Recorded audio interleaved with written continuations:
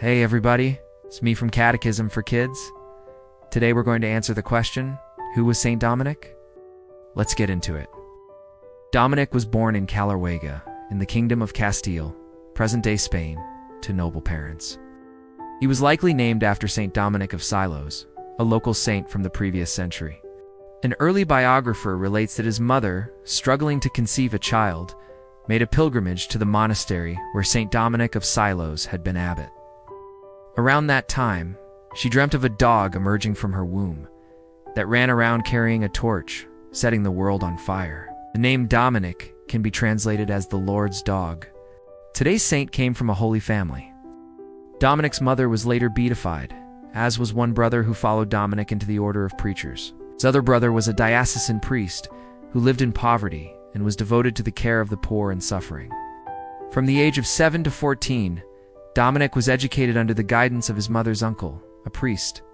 From 14 to 24, he attended the University of Palencia, where he excelled in his studies. During his 10 years at Palencia, Dominic was also deeply devoted to the poor. On one occasion, he sold all he had, including books he had copied by hand, to alleviate the suffering of those affected by a plague. Twice, he attempted to sell himself into slavery to assist those held captive by their Muslim captors. When Dominic was 24 years old, the Bishop Diego de Acebo of Ozama ordained him as an Augustinian canon of the cathedral.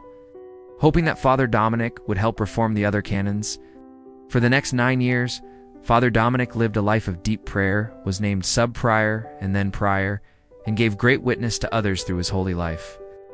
In 1203, the King of Castile sent Bishop Diego on a diplomatic mission. The bishop asked Father Dominic to accompany him on the journey. During their travels, they became aware of two grave needs within the church.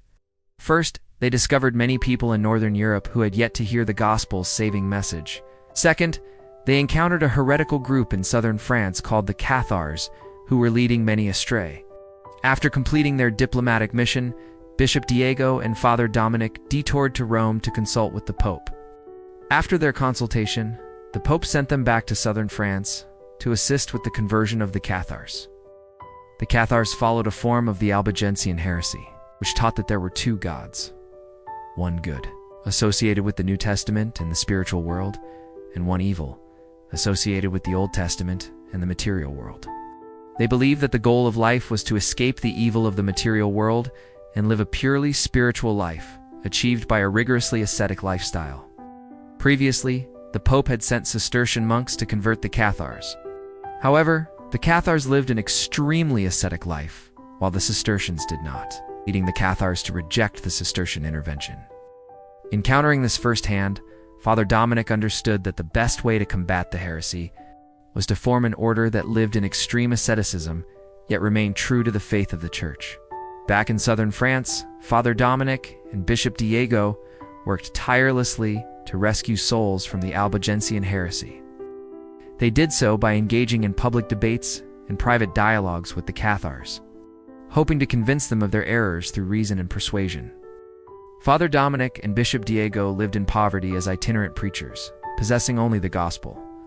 After Bishop Diego died, Father Dominic founded a convent in Pruy in 1206 dedicated to Saint Mary Magdalene. The purpose of the order was twofold.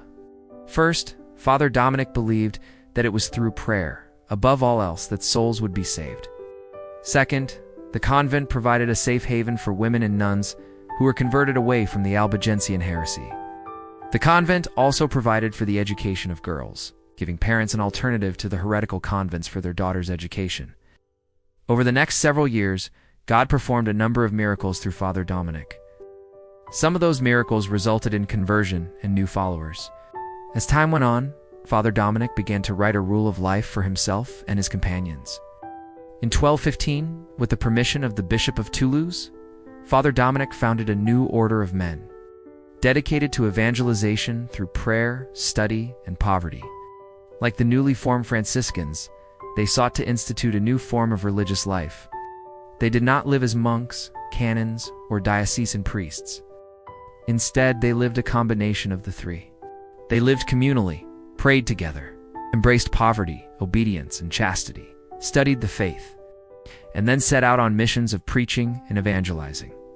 Later returning to their community house where they remained grounded and were renewed in their mission. The following year, Pope Honorius III gave formal consent to the order. Thus, the Order of Preachers, also known as the Dominicans, was established. The Order of Preachers quickly became a huge success due to the humility, patience, and dedication of Father Dominic and his friars. Miracles also made a difference. One legend states that Father Dominic was invited to a public debate with a leading Albigensian monk.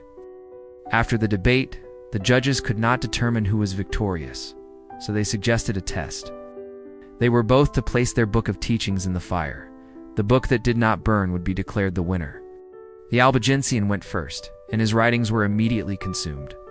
When Father Dominic threw his book in the fire, it immediately jumped back into his hand. He did it a second time, and a third, with the same result.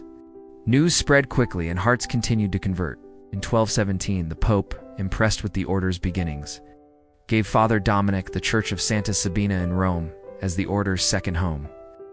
The Pope also elevated Father Dominic to the Master of the Sacred Palace, a position designating Father Dominic as the Pope's chief theological advisor. Despite his success, Father Dominic remained a humble and prayerful penitent throughout his life. He slept on the floor, wore a hair shirt, and often walked barefoot when he entered a new town. In the years following until Dominic's death in 1221, other houses were founded in Paris, Madrid, and Bologna. After his death, the order continued to expand. By the mid-1200s, hundreds of Dominican houses had sprung up across Europe and even in other parts of the world. As we honor Saint Dominic and the Order of Preachers, ponder his patience and dedication. In working with the Albigensian heretics, he was neither condemning nor harsh.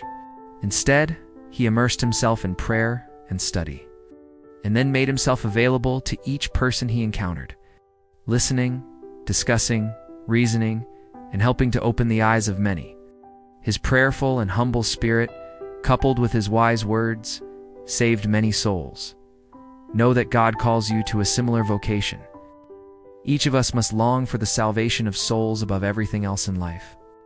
Once we are filled with that longing, we must then dedicate all we are and all we have to that mission.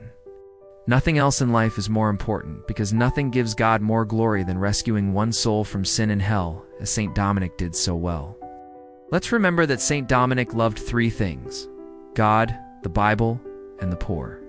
So let's follow his example by praying to God more often, sharing God's love with others, and helping those in need. Saint Dominic also teaches us that no matter what happens, we should never stop believing in God, and that we must always be willing to share our faith with others. Finally, he reminds us that Mary, the mother of Jesus, is our mother too, and that we can ask her to help us grow closer to her Son. Let's end our session with a prayer. Saint Dominic, your heart was moved with compassion for those who suffered. When you encountered those misled by heresy, you longed for their freedom and dedicated the rest of your life to their salvation. Please pray for me, that I will follow your example by recognizing those around me who need to be freed from error and sin, so that I can prayerfully be open for God to use me in any way He chooses. Saint Dominic, pray for me. Jesus, I trust in you.